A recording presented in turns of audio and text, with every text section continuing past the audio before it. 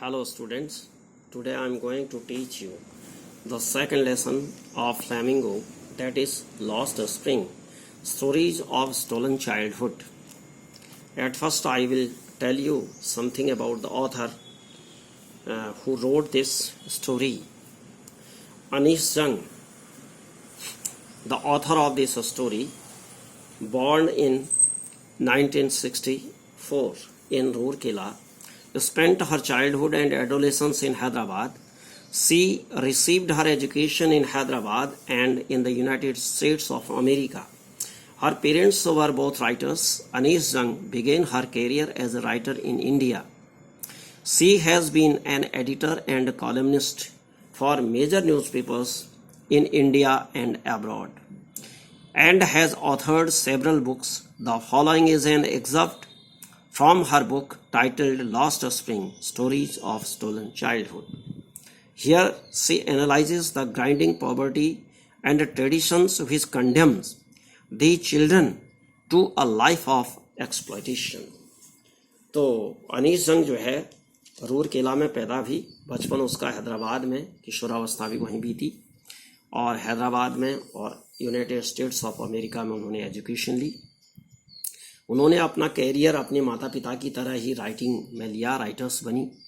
भारत के और विदेशों के जो मुख्य समाचार पत्र थे उनके एडिटर भी रही और कॉलमनिस्ट भी रही। कॉलमनिस्ट का मतलब स्तंभ लेखन जो कहते हैं, समाचार पत्र के जो स्तंभ में लिखा जाता है। और कई किताबें उन्होंने रची, उनमें एक कहानी है, कहानियाँ लिखती थी वो।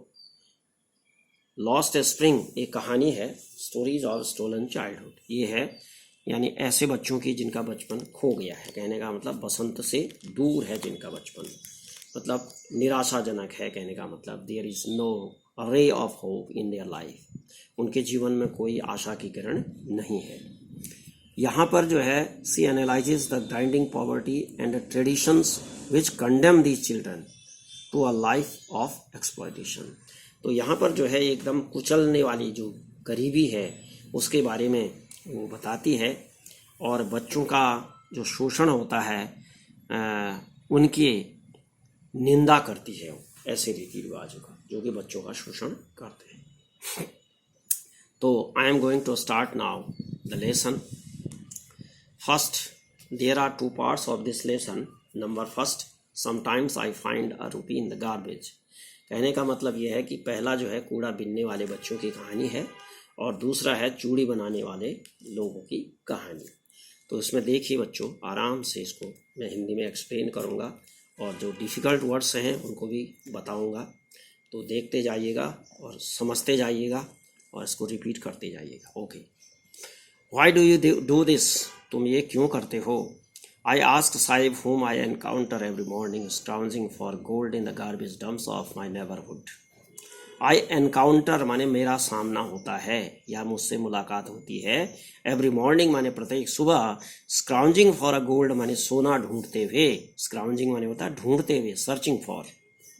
In the garbage dumps, कूड़े के ढेर में, of my neighborhood, मेरे पड़ोस में, मेरे पड़ोस के गार्बेज के ढेर में सोना ढूंढते हुए प्रातःकाल एक बच्चा जो साहिब है उससे मेरा सामना होता है। एनकाउंटर का मतलब सामना या मुलाकात होना।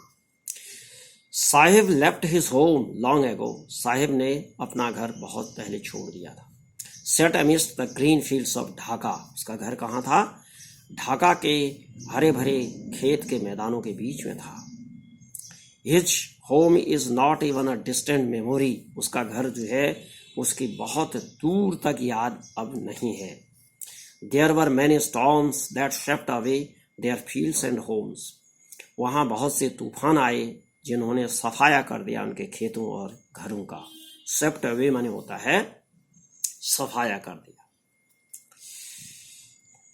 His mother tells him. उसकी माँ ऐसा बताती है, उसको कहानी बताती होगी। That's why they left, इसीलिए उन्होंने वहाँ छोड़ा। Looking for gold in the city, big city where he now lives. और अब looking for gold, सोने की खोज में बड़े शहर में जहाँ वो अब रहते हैं वहाँ इसलिए आए।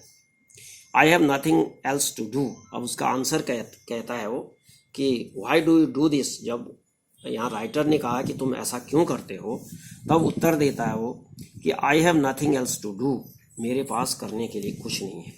ये म्यूटर्स, वह बुदबुदाता है। लुकिंग अवे, दूसरी ओर देखते हुए। गो टू स्कूल, स्कूल जाओ। आई से ग्लिबली, ग्लिबली का मतलब होता है बेपरवाही से, विदाउट एनी केयर, बिना परवाह के मैंने उससे कहा कि क्या कहा मैंने, स्कूल जाओ। Realising immediately how hollow the advice must sound, और तुरंत ही मुझे ये अनुभव भी हो गया कि ये खोखले जो वादे होते हैं, एडवाइस सलाह है, इनका कोई अर्थ नहीं है। इमिडिएटली माने तुरंत, हाउ हॉलो माने कितनी खोखली हैं, द एडवाइस, एडवाइस का मतलब होता है सलाह, मस्ट साउंड, क्या साउंड, हॉलो मस्ट साउंड, मतलब एकदम खोखली है। There is no school in my neighbourhood, मेरे पड़ोस में कोई स्कूल नहीं है। When they build one I will go, जब वो बना लेंगे तो मैं जाऊंगा, ये कहता है। और देखिए आगे next page, page number 14। If I start a school you will come, अगर मैं स्कूल शुरू करूंगी तो क्या तुम आओगे। आई आस्क हाफ जोकिंगली, मैंने हाफ जोकिंग यानी आधा मजाक करते हुए उससे पूछा। Yes he says smiling broadly, broadly का मतलब होता है एकदम बढ़ करके, यानी खुले रूप से मुस्कुराते हुए उसने का वह कहता है। Few days later I see him running up to him, कुछ दिनों के बाद वह दौड़ता हुआ मेरे पास आता है। मैं देखती हूँ कि कुछ दिनों के बाद वह दौड़ता हुआ मेरे पास आता है।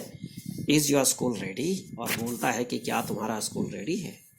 It takes longer to build a school, तो आई से, मैं कहती हूँ से कि इसको बनाने में कुछ और समय लगेगा। Embarrassed eight having made a promise that was not meant, embarrassed माने और मैं लज्जित हुई, eight having made a promise माने इस तरह का वादा करके, दैट वाज नॉट मीन्ड जिसका कोई अर्थ नहीं था। दैट वाज नॉट मीन्ड माने जिसका कोई अर्थ नहीं था। बट प्रोमिसेस लाइक माइन, लेकिन मेरी तरह की जो प्रोमिसेस होते हैं, वादे हैं, abound in every corner of his bleak world, उनके नीरस संसार, ब्लीक वर्ल्ड का मतलब होता है नीरस संसार, उनके जीवन में कोई रस नहीं है, एकदम नीरस संसार के हर कोने में, उनके जीवन के हर कोने में जो है ये वादे जो है किए जाते हैं, बधे हैं। बाउंड का मतलब, बाउंड इन का मतलब बधे हुए, वादे, वादों से बधे हैं वो। After months of knowing him, कुछ महीनों के बाद उसको जानते हुए, I ask him his name, मैं उसका नाम पूछती हूँ। साहिब आलम ही अनाउंसेस, वह बोलता है कि मेरा नाम साहिब आलम है। He does not know what it means, और वह उसका मतलब नहीं जानता है। If he new it's meaning, क्या वो उसका मतलब जानता है। लॉर्ड ऑफ द यूनिवर्स, तो यहाँ पर राइटर बताती है कि उसका नाम का मतलब है ब्रह्मांड का स्वामी। He would have a hard time believing it, hard time believing it, he would have a hard time believing it, यानी इस पर विश्वास करना उसके लिए बहुत ही कठिन होता। Unaware of what his name represents, और इस बात से बेपरवाह कि उसके नाम का क्या मतलब है। नेम रिप्रेजेंट्स माने किस बात को रिप्रेजेंट करता है, किस बात को बताता है। He roams the streets with his friends, वह अपने मित्रों के साथ गलियों में घूमता है। An army of barefoot boys, जो नंगे पांव वाले लड़के हैं, वो appear like the morning birds and disappear at noon, वह सुबह के जो पक्षी होते हैं उनकी तरह दिखाई देते हैं सुबह सुबह और दोपहर में गायब हो जाते हैं। Over the months, और महीनों से, I have come to recognize each of them, मैं उनमें से प्रत्येक को बहनों से जानने लगी।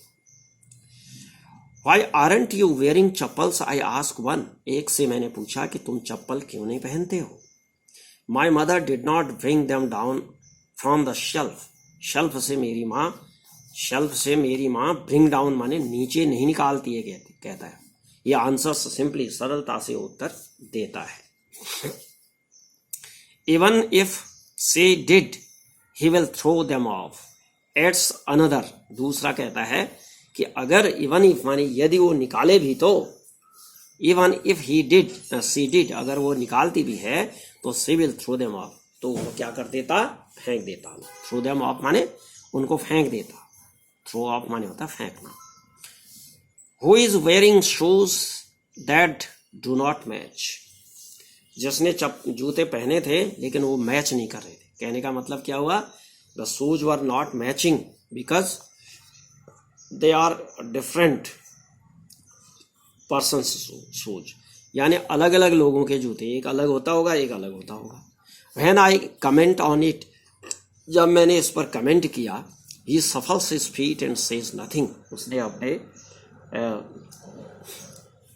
फीट को, अपने पाँव को जो है सफल किया, घसीटा और कुछ नहीं बोलता है, घसीटता है और कुछ नहीं बोलता है। आई वॉन्ट शूज, मुझे जूते चाहिए। सेज अ थर्ड बॉय, एक तीसरा लड़का कहता है कि मुझे जूते चाहिए। Who has never owned a pair all his life, जिसने कि अपने सारे जीवन में जूते, एक जोड़ी जूता जिसके पास नहीं था या नहीं प्राप्त कर चुका था। Travelling across the country I have seen children walking bare foot, सारे देश में यात्रा करते हुए मैं देख चुकी हूँ कि लड़के वॉकिंग बेयर फूट, नंगे पांव घूमते हैं। इन सिटीज, शहरों में, ऑन विलेज रोड्स, और गांव के सड़कों में। It is not lack of money but a tradition to stay bare foot, ये धन की कमी के कारण नहीं बल्कि एक ट्रेडिशन है। ट्रेडिशन माने होता है उनका तरीका, उनका एक चलन। टू स्टे बेयर फूट, नंगे पांव रहने का चलन है। इज वन एक्सप्लेनेशन, एक तरह से जो है ये स्पष्टीकरण है। I wonder if this is only an excuse to explain away a perpetual state of poverty.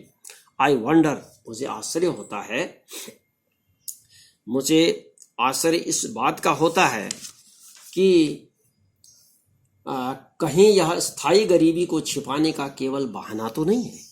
I wonder if this is not an excuse, this is only an excuse, केवल बहाना to explain away a perpetual state of poverty. किसको? कहीं स्थायी गरीबी को छिपाने का केवल बहाना तो नहीं है। आगे, I remember a story a man from Udupi once told me, मुझे याद है, एक कहानी आती है, मुझे याद आती है कि फ्रॉम उदीपी वंस टोल्ड मी, एक आदमी ने मुझे उदीपी से के एक आदमी ने मुझे एक कहानी सुनाई थी। अच्छा, young boy he would go to school past an old temple, एक छोटा सा लड़का था, वह मंदिर के पास से होता हुआ स्कूल जाता था। An old temple, past an old temple माने एक पुराने मंदिर से गुजरते भी जाता था school. Where his father was a priest, जहाँ उसके पिताजी पंडित थे। उसके पिताजी क्या थे? पुजारी थे। प्रीस्ट माने पुजारी या पंडित भी कहते हैं। He would stop briefly eight the temple, वह टेम्पल पर थोड़ी देर के लिए रुकता था। एंड रुका करता, स्टॉप, वुड स्टॉप का मतलब ध्यान देना है। ही वुड स्टॉप माने वह रुकता और रुका करता। ब्रीफली एट द, या रुका करता था भी कह सकेंगे, ध्यान देना है। ही वुड स्टॉप, वह रुका करता था, at the temple and pray for a pair of shoes, जूते की जोड़ी के लिए मंदिर में प्रार्थना करते हुए वहां पर मंदिर में थोड़ी देर रुका करता था। 30 years later I visited his town, 30 वर्ष के बाद मैंने उस मंदिर की यात्रा, उस कस्बे और मंदिर में मैं गई। टाउन एंड टेम्पल कहते, which was now drowned in an air of desolation, जो क्या हो गया है? drowned in an air of desolation, जो सूनेपन और सूनेपन के वातावरण में डूबे हुए थे। अब वो आगे देखिए, आगे इसमें इन द बैकयार्ड, पिछवाड़े में, where lived the new priest, जहाँ एक नया पुजारी रहता था। There were red and white plastic chairs, जहाँ पर नई और रेड, लाल और सफ़ेद प्लास्टिक की चेयर थी। A young boy dressed in a grey uniform, एक छोटा लड़का जो खाकी वर्दी में था। वेयरिंग सॉक्स एंड शूज, जो क्या पहने था? वेयरिंग माने पहने हुए, सॉक्स एंड शूज मीन्स जूते और सॉक्स यानी मोजे पहने था। अराइव्ड पेंटिंग, हाँफता हुआ पहुंचा। अराइव्ड मीन्स पहुंचा, reached, and through his school bag, और अपने स्कूल बैग को उसने फेंका, bag on a folding bed, एक फोल्डिंग बेड पर फेंका। लुकिंग एट द बॉय, उस लड़के को देखते हुए, आई रिमेंबर्ड द प्रेयर, मुझे उसकी याद आई, मुझे प्रार्थना याद आई, कहती है। I remembered the prayer another boy, और दूसरा जो लड़का था, had made to the goddess, देवी से उसने प्रार्थना की थी, when he had finally got a pair of shoes, और अंत में उसे एक जूतों का जोड़ा मिल गया। Let me never lose them, let me never lose them, और वह बोला कि जूते के जोड़े को कभी गुम नहीं होने देगा। The goddess had granted his prayer, और मतलब वो पहला लड़का करता था ना, अगर मुझे जूता मिल जाता तो मैं कभी गुम नहीं होने दूंगा, तो मतलब वो याद आए कि इस लड़के के रूप में वो लड़का जो है इस लड़के के रूप में जूता पा गया, ये कहना चाह रही हो।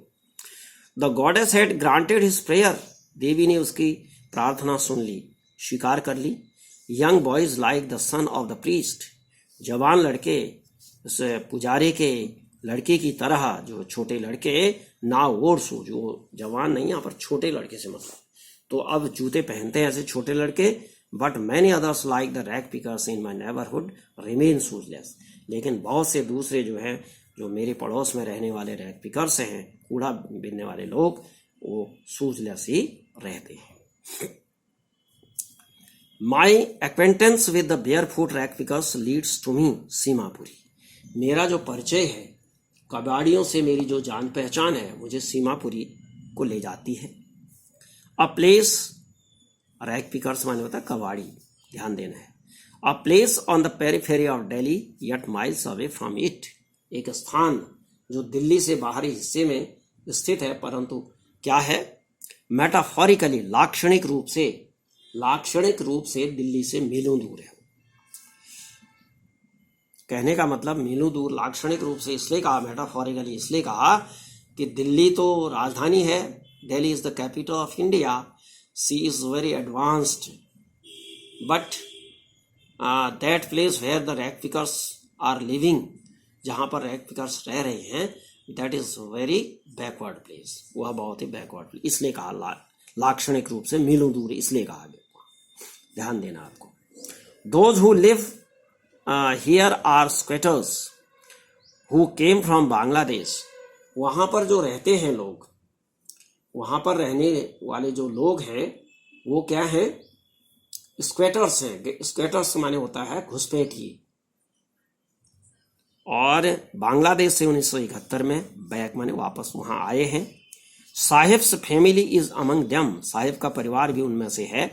Seemapuri was then a wilderness, Seemapuri जो है तब क्या था, विल्डरनेस, विल्डरनेस का मतलब होता है एकदम उजाड़, सीमापुरी तब उजाड़ जगह थी। इट स्टिल इज, वह अब भी है, but it is no longer empty, लेकिन अब वो खाली नहीं है।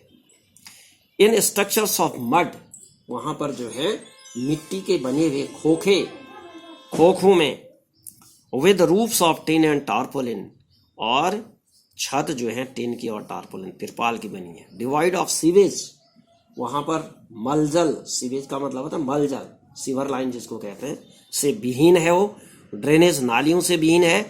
एंड रनिंग वाटर, और पानी जो बहने वाला पानी यानी टेप नल का होते हैं उनसे विहीन है। लिव 10,000 रैग पिकर्स, उसमें 10,000 कबाड़ वाले रहते हैं, कबाड़ी रहते हैं। They have lived here for more than 30 years, वे 30 वर्षों से वहां रह रहे हैं। विदाउट एन आइडेंटिटी, बिना परिचय के। विदाउट परमिट्स, बिना परमिट के। बट विद रेशन कार्ड्स, केवल उनके पास रेशन कार्ड्स हैं। And get their names on voter list, केवल वोटर लिस्ट में उनके नाम हैं। And enable them to buy grains, और उससे वो केवल अनाज खरीद पाते हैं, अनाज मिल जाता, अनाज खरीदने का अधिकार मिल जाता है। Enable them to buy grains माने होता है अनाज खरीदने का अधिकार मिल जाना, enable. Food is more important for survival than an identity. परिचय से ज्यादा जो है उनके लिए भोजन जीवित रहने के लिए आवश्यक है। सर्वाइवल का मतलब जीवित रहने के लिए। If at the end of the day, अगर दिन के अंत में we can feed our families and go to bed without an aching stomach. कहता है कि दिन के अंत में क्या करना है, जिंदा रहने के लिए अगर दिन भर में उनको भोजन मिल जाता है, अगर उनको भोजन मिल जाता है तो शाम को बिना पेट दर्द हुए तो ज़्यादा अच्छा है, कहता है। Says a group of women in tattered saris, फटे पुराने तार हुए कपड़ों में कुछ स्त्रियां बोलती हैं ऐसा। When I ask them why they left their beautiful land of green fields and rivers, जब मैंने उनसे कहा कि भाई why they left their beautiful land, अपना सुंदर भूमि उन्होंने क्यों छोड़ी, हरे भरे खेत और नदियां क्यों छोड़ी, तो whenever they find food, wherever they find food, जहां भी उनको भोजन मिलता है, they pitch their tents that become transit homes, वे अपने तंबू गाड़ देते हैं जो ट्रांजिट होम होते हैं, उनके अस्थायी घर होते हैं। Children grow up in them, बच्चे उनमें बड़े होते हैं। बिकमिंग पार्टनर्स इन सर्वाइवल, उनके आजीविका कमाने में, आजीविका मैंने जीवित रहने के साथ उनके पार्टनर होते हैं, वो सहभागी होते हैं। And survival in Seemapuri means rag picking, और सीमापुरी में सर्वाइवल माने जीवित रहने का मतलब है कि वहां पर कबाड़ बिनना, चुनना या चुगना। थ्रू द ईयर्स, वर्षों से, it has acquired the proportions of fine art, तो वर्षों से जो है ये एक क्या बन गया है, कबाड़ बिनना जो है उनका एक कला बन गई है, कहता है। फाइन आर्ट, सुंदर आर्ट का रूप ले लिया है इसने। Garbage to them is a gold, और ये गार्बेज जो है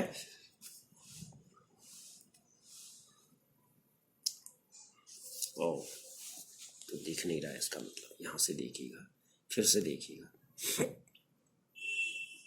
वोटर लिस्ट, यहां से देखिए क्योंकि ये दिखा नहीं है। Enable them to buy grains, अनाज खरीदने के लिए उस राशन कार्ड का प्रयोग करते हैं। Food is more important for survival, भोजन उनके लिए ज़्यादा महत्वपूर्ण है जीवित रहने के लिए देन एन आइडेंटिटी, परिचय से ज़्यादा। If at the end of the day, अगर दिन के अंत में, we can feed our families, अगर हम अपने बच्चों परिवार को खिला लेते हैं, and go to bed without an aching stomach, और बिना पेट दर्द हुए बिस्तर में चले जाते हैं, तो we would rather live here than in the fields that gave us no grain, तो उन खेतों से जहां हमें कोई अनाज नहीं मिलता है उनसे ज़्यादा अच्छा यहाँ रहना है, कहते ये औरतें कह। Says a group of women in tattered saris, तार यानी फटे पुराने साड़ियों में जो है कुछ स्त्रियों का समूह ऐसा कह रहा है। When I ask them why they left their beautiful land of green fields and rivers, जब मैंने उनसे पूछा, मैं पूछती हूँ कि भाई तुमने अपने सुंदर हरे भरे खेत और नदियों के वाला सुंदर स्थान क्यों छोड़ा। Wherever they find food, जहाँ भी उन्हें भोजन मिलता है, दे पिच देयर टेंट्स, वे अपने तंबू गाड़ देते हैं। दैट बिकम ट्रांजिट होम्स, जो कि उनका अस्थायी घर होता है। Children grow up in them, और बच्चे उनमें बड़े होते हैं। बिकमिंग पार्टनर्स इन सर्वाइवल, और उनके जीने में जो है उनके सहयोगी होते हैं। And survival in Seemapuri means rag picking, और सीमापुरी में जीवित रहने का मतलब है रैक पिकिंग करना। थ्रू द ईयर्स, वर्षों से, it has acquired the proportion of a fine art, यानी यह एक्वायर्ड माने प्राप्त कर चुका है, एक सुंदर कला का नमूना प्राप्त कर चुका है। Garbage to them is gold, सोना ढूंढना है उनके लिए, ये कूड़ा जो है उनके लिए सोना है। It is their daily bread, यह उनका दैनिक रोजी है। और रूफ ओवर देयर हेड्स, उनके सिर के ऊपर के छत है। ये गार्बेज जो है उनके ऊपर की छत, मतलब उसी से छत भी बनाते हैं, कहने का मतलब। गार्बेज को क्या करते हैं, कूड़ा बेचते हैं, फिर पैसा मिलता है तो उससे छत बनाने के लिए ये खरीदते हैं, तारपोलिन वगैरह जो भी है। Even if it is a leaking proof, चाहे वो चूने वाला ही क्यों न हो, लीकिंग रूप का मतलब होता है चूने वाली छत ही क्यों हो, but for a child it is even more, लेकिन एक बच्चे के लिए जो है यह उससे भी बढ़कर है। तो बच्चों इतना इस ऑडियो में बहुत है, दूसरे में पढ़ाएंगे। आप जो है इसको बिल्कुल किताब में देख करके देख लीजिएगा, इसको पूरा ध्यान से देखिएगा। ये जो 11 से 12th में गए हुए बच्चे हैं उनके लिए बहुत ज़रूरी है कि ये लाइन टू लाइन पूरी बुक को पढ़ें। ये शॉर्टकट नहीं चलता है, शॉर्टकट करोगे तो इंग्लिश नहीं सीख पाओगे, क्योंकि इंग्लिश जानने के लिए, पूरा नॉलेज होने के लिए ज़रूरी है कि आपको जो है बुक्स पढ़नी चाहिए। बुक्स पढ़ोगे तभी इंग्लिश पढ़ पाओगे, और उसका मीनिंग भी तुमको आना चाहिए कि स्टोरी में क्या है। इससे क्वेश्चन आंसर बनाने में आपको बहुत ही सहूलियत होती है। Okay, thank you.